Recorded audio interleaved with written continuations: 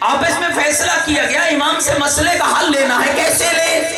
فرمایا ایسے شخص کو تیار کرو جو شخص تم میں عابد بھی ہو، زاہد بھی ہو، متقی بھی ہو۔ یہ غلط نظریہ ہے، ان باتوں سے نکلیے۔ جناب ایک ایسا گروہ بھی ہے آپ کے ہاں جو یہ کہتا ہے کہ چونکہ زمین نے ظلم سے بھر جانا ہے لہذا زیادہ سے زیادہ گمراہی پھیلاؤ تاکہ جلدی زمین ظلم سے بھرے اور ایمان کا جلدی ظہور ہو۔ یہ فاسد عقیدہ ہے، یہ باطل عقیدہ ہے۔ اگر گمراہی پھیلا کر ایمان کو بلائے گا تو ذرا یہ تو سوچنا تیرا ٹھکانہ کہاں ہوگا، تیرا شمار کن لوگوں میں ہوگا۔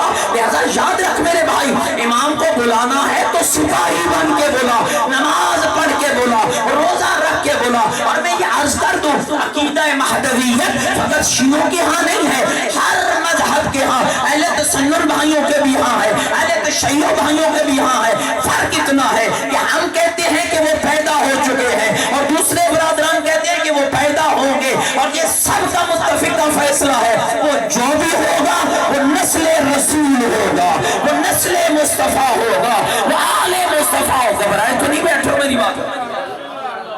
لہذا امام کو بلانا ہے، انداز کیا اختیار کرو؟ نیکی کرو، اچھائی کرو، ظلم سے بچو، حرام سے بچو۔ فیصلہ ہو گیا، 3 دن کی مہلت مل گئی، گھبرا تو نہیں گیا میری باتوں سے؟ 3 دن کی مہلت ملی، ایک ایسے شخص کو چنا گیا، زاہد، عابد، متقی، دن کا روزے دار، رات کا شام زندہ دار۔ اس کے حوالے کیا گیا، جا عبادت کر، دن کو روزہ رکھ، رات کو عبادت کر۔ پہلا دن گزر گیا، کوئی جواب نہ ملا، دوسرا دن چلا، دن گزرا، رات گزری، کوئی جواب نہ ملا، دن بھی آخری، توجہ چاہتا ہوں بھائی، دن بھی آخری، مہلت کا وقت بھی ختم ہونے کے قریب، مذہب کی عزت کا مسئلہ جو کا تو پڑا ہوا ہے۔ سارا دن انہوں نے روزہ رکھا، رات عبادت کر رہے ہیں، لوگ انتظار میں کھڑے ہیں۔ وہی عابد عبادت کرنے والا مصلی پہ اچانک آنکھ لگ گئی، ادھر آنکھ کا لگنا تھا، ادھر عالم خواب میں آواز آئی، پریشان کیوں ہو؟ کہا مذہب کی عزت کا مسئلہ ہے۔ کہا تمہارے مسئلے کا حل ہے، فلاں گاؤں، گاؤں کا فلاں گھر، گھر کا فلاں کمرہ، کمرے کی فلاں الماری، الماری کا فلاں خانہ، خانے میں پڑا ہوا سانجا، جاؤ اٹھاؤ، مسئلے کا جواب دے دو۔ کہتے ہیں میں نے عالم خواب میں پوچھا اتنی دیر کیوں لگائی ہے؟ پہلے دن یہی جواب دے دیتے۔ کہا دیر میں نے نہیں لگائی ہے، عقیدہ تمہارا کمزور تھا۔ کہا کیسے کمزور تھا؟ کہا اگر تم نے مہلت نہ مانگی ہوتی، پورے یقین کے ساتھ مجھے بلایا ہوتا، تمہارے بلانے کی دیر ہوتی، میرے آنے کی دیر ہوتی۔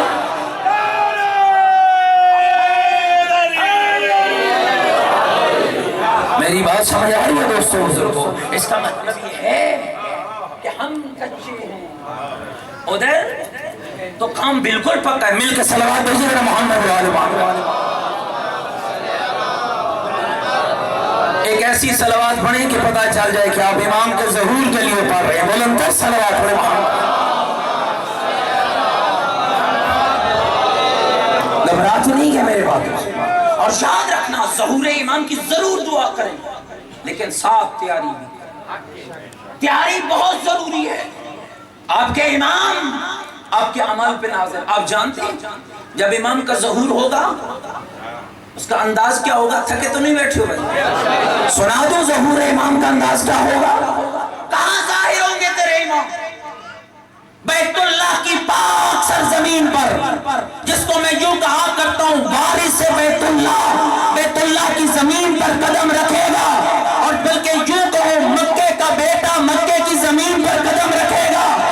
آگے آگے جبرائیل ہوگا، ایک طرف اسرافیل ہوگا، ایک طرف میکائیل ہوگا، پیچھے ملائکہ کی جماعت ہوگی۔ زہرا کے بیٹے کا انداز یہ ہوگا، سر پہ محمد کا امامہ ہوگا، جسم پہ علی کا پیرہن ہوگا، ہاتھوں میں علی کی ذوالفقار ہوگی، دل میں زہرا کی دعا ہوگی، حسن کی سخاوت کے وارث، حسین کی شجاعت کا پیکر، زین العابدین کی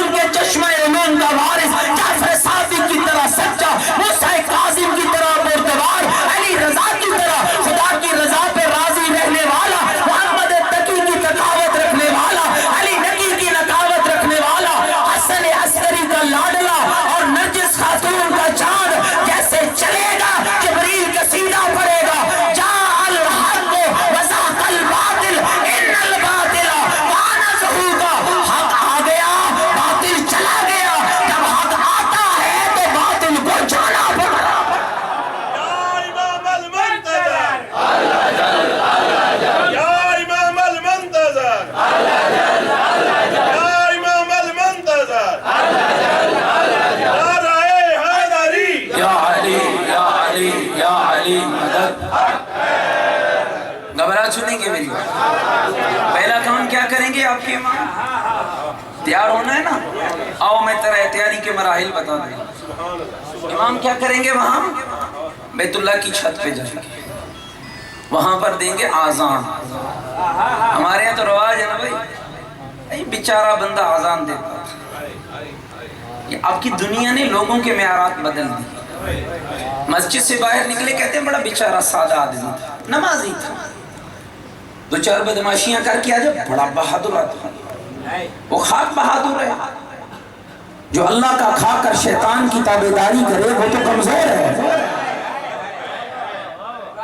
ناراض ہو گئے میری باتوں سے؟ بہادر ہے، بہادر تو وہ ہے جس کا کھاتا ہے اسی کی اطاعت کرتا ہے۔ توجہ چاہتا ہوں، یہ بیچارہ آدمی شریف آدمی، بھئی کس طرح شریف ہے؟ حلال کھاتا ہے، شریف ہے۔ شریف کا معنی بھی ہم وہ بزدلی لیتے ہیں، بزدل سادہ، بیچارہ۔ یہ بیچارہ نہیں، قسم اس ممبر کے تقدس کی، بیچارہ وہ ہے جس کو پتہ ہی نہیں ہے کہ میں انسان ہوں یا کوئی اور۔ بیچارہ نہیں، سمجھیے اس بات۔ امام کیا کریں گے؟ آذان دینا سنت عائمہ ہے۔ امیر المومنین ساری زندگی جب بھی آتے مسجد میں آذان خود دیتے۔ آذان دینا سنت علی ہے، گھبرا تمہیں کہ شیعہ میری بات، آذان دینا سنت علی ہے، مصلی پہ کھڑا ہونا راہ علی ہے۔ جو آذان دے وہ بیچارہ نہیں ہے، اسے سادہ نہ کہنا، وہ بڑا عقل مند ہے۔ عقل مند ہے تو 5 ٹائم رب سے باتیں کرتا ہے نا۔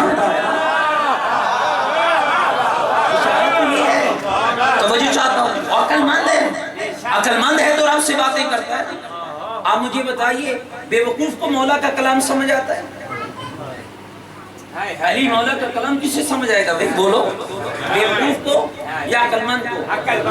وہ عقل مند ہے نا، جس کو علی نے ایک بار سمجھایا ہے، نماز پڑھے گا تو اللہ سے تو بات کرے گا، قرآن پڑھے گا تو اللہ تجھ سے بات کرے گا، اور اسی وقت سے اس پہ قائم ہو گیا۔ یہ بے وقوف نہیں، عقل مند ہے۔ غور کرنا میرے دوستو، امام کیا کریں گے؟ بیت اللہ کی چھت پہ آذان دیں گے، کوئی سپیکر ساؤنڈ کچھ نہیں ہوگا۔ علماء نے لکھا ہے حالت کیا ہوگی؟ دنیا کا تمام نظام، یہ لیپ ٹاپ، یہ الیکٹرونک، یہ پرنٹ، یہ میڈیا، یہ نیٹ، یہ فلاں، یہ خلائی نظام ختم، جس کا ترجمہ میں یوں کیا کرتا ہوں، دنیا داروں کا نظام ختم، اللہ کی حجت کا نظام شروع۔ آواز دیں گے حی علی خیر العمل۔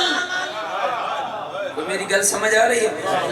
امام کیا کریں گے؟ بیت اللہ کی چھت پر حی علی، مل کے بولو سارے حی علی، اونچی آواز سے بولو حی علی خیر العمل۔ آواز دیں گے، کہاں پہنچے گی؟ بات ہو رہی ہوگی مکے میں، کتنی طاقت ہوگی اس آواز میں؟ تمہیں بتاؤں اللہ کے ولی کی طاقت کیا ہے؟ تمہیں بتاؤں تیرے زمانے کے امام کی طاقت کیا ہے؟ آسمان کی فضاؤں میں اڑنے والا وہاں سنے گا، زمین کی تہوں میں آپ کا جہاز اڑتا ہے نا، تھوڑی سی بلندی پہ جائے آپ کا سارا نظام ختم، نیٹ ختم، دنیا کے ساتھ آپ کا رابطہ منقطع، فقط ان کے اندر کی بات ہوتی ہے وہ الگ ہے، آپ کچھ نہیں۔ امام کی آواز اتنی طاقتور ہوگی، جہاز والے وہاں سنیں گے، آپ دوز والے یہاں سنیں گے، مشرق والے مشرق میں، مغرب والے مغرب میں، جو جہاں ہوگا وہ وہاں سنے گا، اور کچھ ایسے بامعرفت ہوں گے جو سن کے پہچان لیں گے یہ دنیا دار کی آواز نہیں، یہ زہرا کے بیٹے کی آواز ہے، اور جیسے ہی پہچانیں گے وہی کھڑے ہو کر کہیں گے لبیک یا امام، اے امام ہم حاضر ہیں، لیکن مولا کیا کرے، آپ ہیں مکے میں، ہم ہیں یہاں، کیسے پہنچے؟ وہی غیبی آواز آئے گی، گھبراؤ نہیں، اب یہاں پاسپورٹ کی ضرورت نہیں ہے، یہاں ویزے کی ضرورت نہیں ہے، اب ہے زہرا کے بیٹے کی حکومت، تم ارادہ کرو پہنچانا ہمارا ہوگا۔ بہت سارے لوگ، میں اس لیے کہتا ہوں دعا مانگا کیجئے نا، اللہ آپ کو ایسا بنا، دعا مانگو سارے مل کے، اللہ ہمیں ایسا بنا، ایسا بنا، آواز سن کے پہچان لیں۔ اور دیکھو آپ کتنے خوش نصیب، اپنی خوش نصیبی پہ ناز کرنا دوستوں، آپ کتنے خوش نصیب ہو۔ آپ کو خدا نے اس آواز سے غیر مانوس نہیں رکھا ہے. کتنی عظمت ہے مکتب اہل بیت کی. ناراض خدا نے آپ کو اس آواز سے غیر مانوس نہیں رکھا ہے. صبح سے شام تک کئی بار سنواتا ہے اور آپ نہ سنیں تو یہ امام کا قصور نہیں ہے.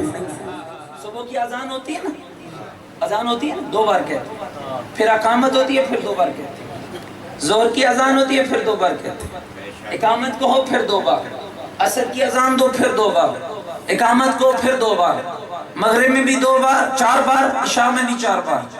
کتنے بار ہو گئے یہ؟ 5 ہو کے 20 بار یہ آواز تمہاری زبانوں سے کہلواتا ہے اور تمہیں سناتا ہے. اب جو نہ سنے اور نہ کہے امام کا کوئی قصور نہیں ہے. بولو میرے ساتھ, امام کا کوئی قصور نہیں ہے. اللہ نے اہتمام کیا. سنو, حی علی خیر العمل. بہت سے پہنچ جائیں گے وہاں, جو وہاں پہنچ گئے معاملہ حل ہو گیا. اب بات ان کی باقی ہے جو یہاں بچ گئے. یہاں بچ گئے. اگر امام یہاں آ گئے, یقین جانو بڑا ہی مشکل ہے. یہ سوچ کے بھی انسان حیران ہو جاتا ہے. ایک بہت بڑے عامل بزرگ گزرے, سید تھے, پیر سید فضل شاہ صاحب. وہ سرگودا تھا, 21 چاک کے. ساری زندگی سید نے غسل ارتماسی کیا دریا پہ جا کے. پوچھتے تھے لوگ کیوں؟ فرماتے تھے اپنے امام کے لیے تیار ہو. کسی ایسے گھر میں کھانا نہیں کھایا جہاں خمس ادا نہ ہو. پتہ نہیں آپ حیران ہو گئے شاید میری بات سے. بات تو بڑی واقعہ نازک ہے. ہم تو کھا لیتے, ہم نے تو کبھی پوچھا بھی نہیں جو ہمیں نیاز دے رہے ہو, لفافہ دے رہے ہو, کیسا ہے جی, کیسی روٹی دے رہے ہو میاں. ہم تو کہتے ہیں بھائی ہم تو فیکٹری والے کے پاس پڑھنے گئے تھے. لیکن جو معرفت ہوتے ہیں نا ویسے نہیں ہوتے, ان کا معیار الگ ہوتا ہے. گھبرا تو نہیں کیا میری بات سے؟ میں حیران ہوتا ہوں. میں ایک دن یہ جملہ ایک مجلس میں پڑھ رہا تھا کہ امام اگر ہمارے گھر آ گئے تو مجھے ایک بزرگ نے یہ جملہ, یہ پیر صاحب والی بات سنائی.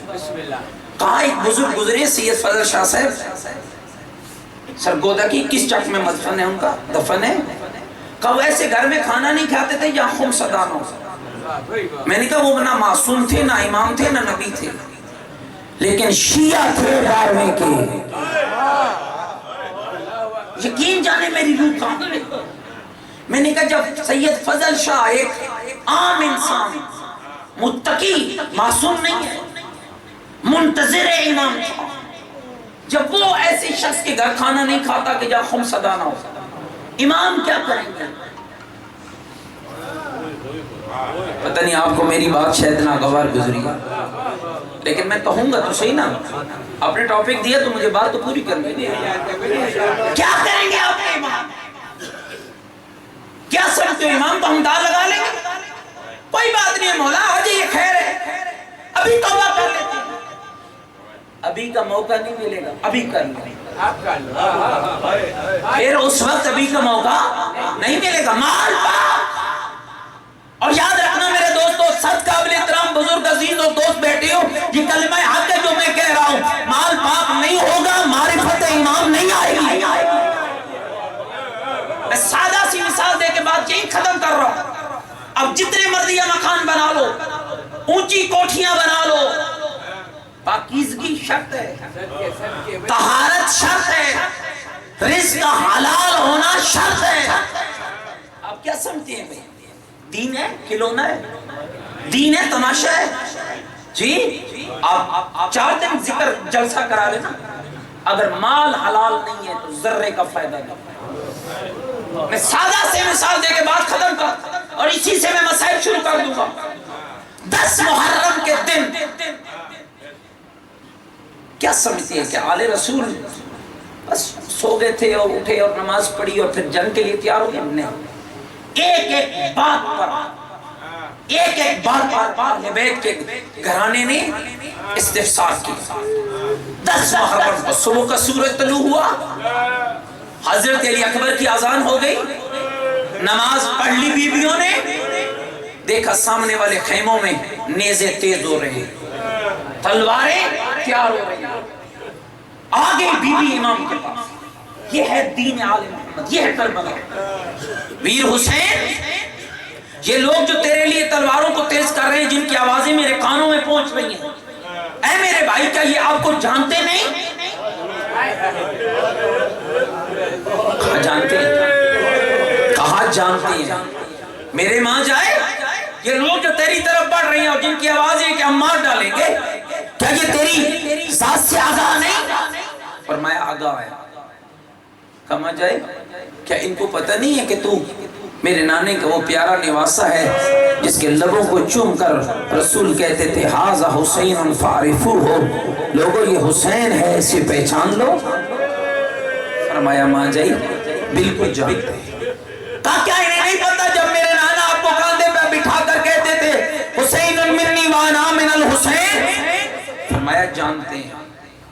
جب کئی حدیثیں بی بی نے یاد کرائی نا امام، فرمایا یہ سب جانتا ہے. کہا میرے ویر پھر تجھے قتل کیوں کر رہے؟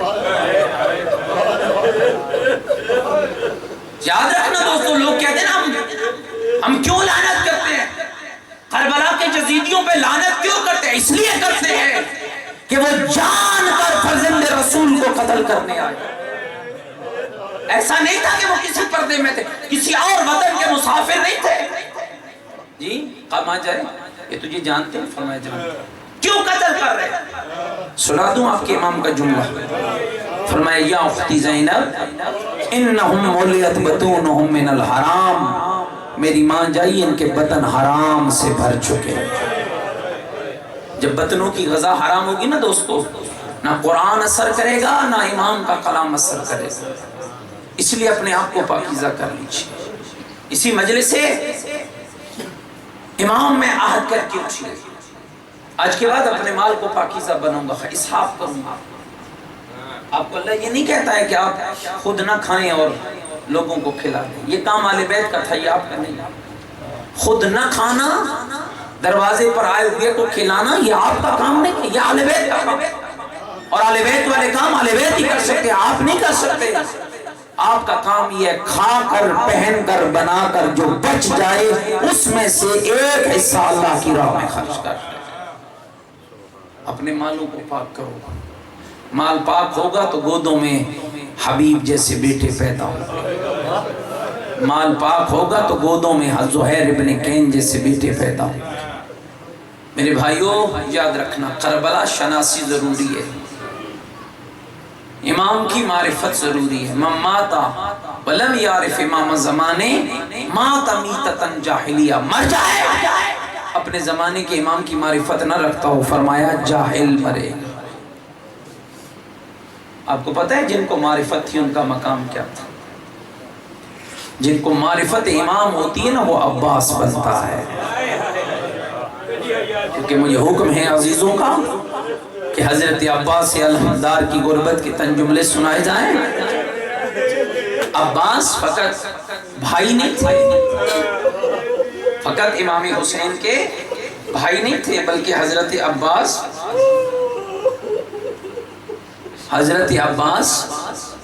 شیعہ حسین تھے، مطیع حسین تھے، فقیہ آل محمد تھے.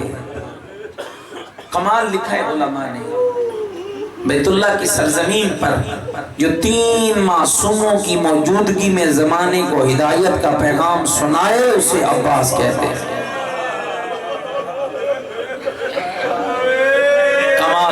کمال تھی شخصیت. ہمارے مکتب کے بہت بڑے عالم گزرے، آیت اللہ العظمیٰ سید خوئی رحمت اللہ علیہ.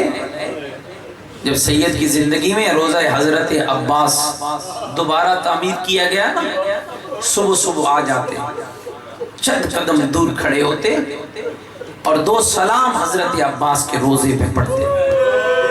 سنا دوں؟ پہلا جملہ کہتے السلام علیکہ یا شباب الحسین، اے حسین کی جوانی میرا سلام ہو، اجرکم اللہ اجرکم اللہ. السلام علیکہ یا شباب الحسین، اے حسین کی جوانی میرا سلام ہو. اور دوسرا جملہ ہے زدارو، پتہ ہے کیا کہتے ہیں؟ پھر ٹھہر کے توقف کے بعد کہتے ہیں السلام علیکم یا حجاب زینب، اور زینب کبریٰ کے پردے میرا سلام۔